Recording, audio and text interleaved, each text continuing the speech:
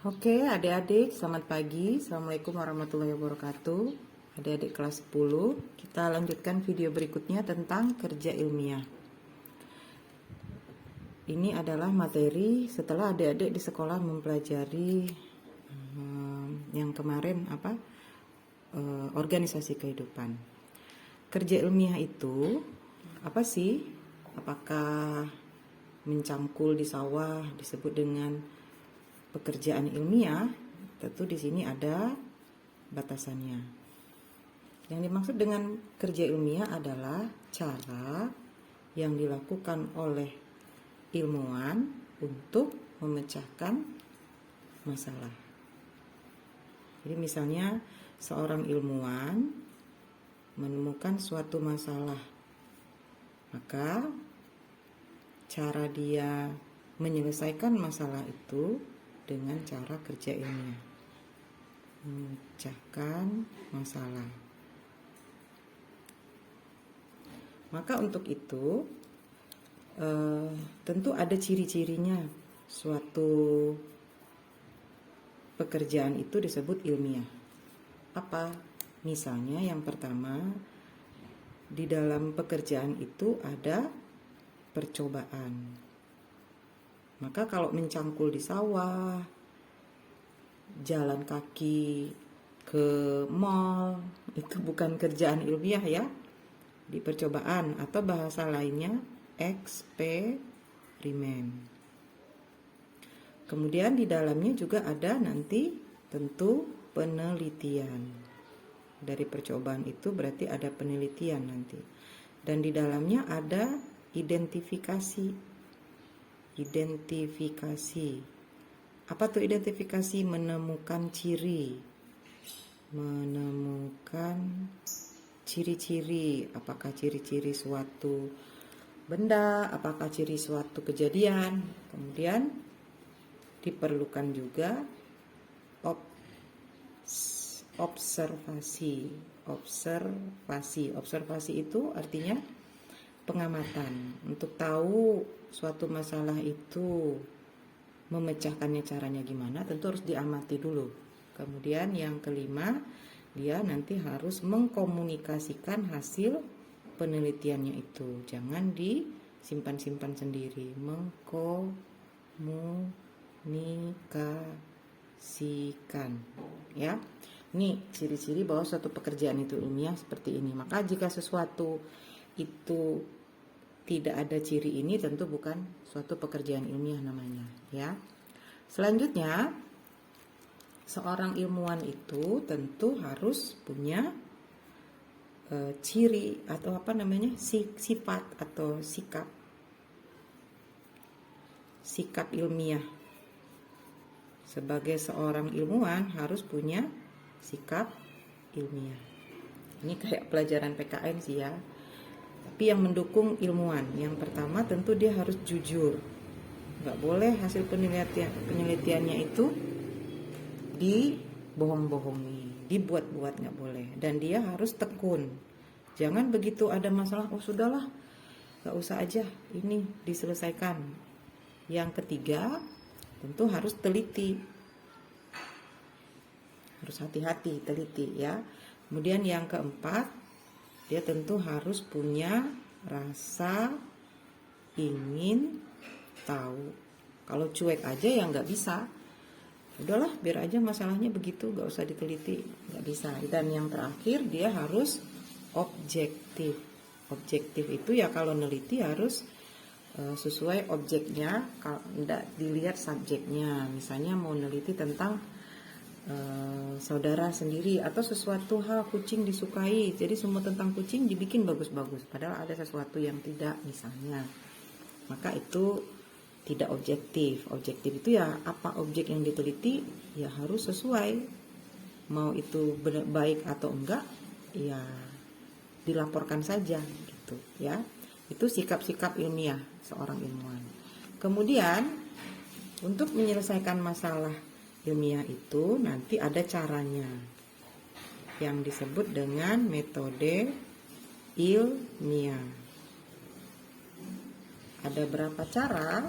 Ini harus berurutan ya. harus berurutan. Harus berurutan. Nah, urutannya bisa dihafal dengan kata-kata ini. Oh, maaf. Mohe.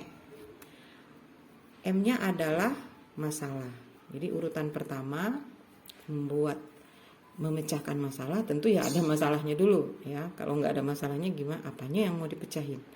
Kemudian observasi. Observasi itu tadi adalah pengamatan. Jadi misalkan adik-adik melihat, oh bunga sebelah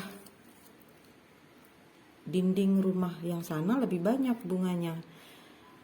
Kenapa ya? Itu namanya masalah. Lalu adik-adik mulai mengamati, apa ya? Dilihat apa yang terjadi, apakah matahari, apakah ada yang buang urin ke sana gitu ya. Bisa jadi adiknya ada yang suka pipis di situ. Diamati. Kemudian setelah diamati, ternyata misalnya, oh iya, ada adik kalian yang suka buang urin ke bunga yang banyak itu. Maka kalian mulai menduga. Dugaan itu namanya hipotesis. Kalian menduga kayaknya urin adik deh penyebabnya. Maka dengan dugaan kalian itu, tentu kalian akan melakukan eksperimen. Dibuatlah percobaan. Apa benar urin itu sebagai penyebabnya? Gimana dong percobaannya? Ya, urin adiknya digunakan, diambil ya, ini contoh, diambil, kemudian dimasukkan dengan konsentrasi yang dibuat dengan konsentrasi yang berbeda. Ada misalnya 5 mili, berapa mili gitu ya. Kemudian kita tanam tanaman. Ya, misalnya bunga mawar ya, kita neliti bunga mawar, dibeda-bedain konsentrasi air urinnya, nanti kita lihat apa benar mempengaruhi, sehingga nanti dari percobaan itu kita dapat kesimpulan, oh iya benar, ternyata memang urin itu penyebabnya gitu. Lengkapnya begitu metode ilmiah. Dalam suatu penelitian itu nanti ada yang namanya bagian-bagian penting yang harus ada dalam sebuah penelitian. Nanti kita sebut namanya variabel. Variabel itu berarti bagian ya, bagian dalam penelitian. Bagian-bagian dalam penelitian atau istilahnya variabel itu ada 3. 2, 3. Nah ini sering ditanya nih ya oleh gurunya, nanti disuruh contoh biasanya. Variabel yang pertama namanya variabel bebas. Lawannya bebas pasti terikat. Lalu yang ketiga namanya kontrol. Variabel bebas ini adalah bagian dalam penelitian yang bersifat mempengaruhi. Jadi dia akan mempengaruhi hasil penelitian itu nanti, dan dianya bebas diubah peneliti, bebas diubah oleh peneliti. Sementara kalau terikat dia bersifat dipengaruhi, berarti dia tidak bisa diubah oleh peneliti.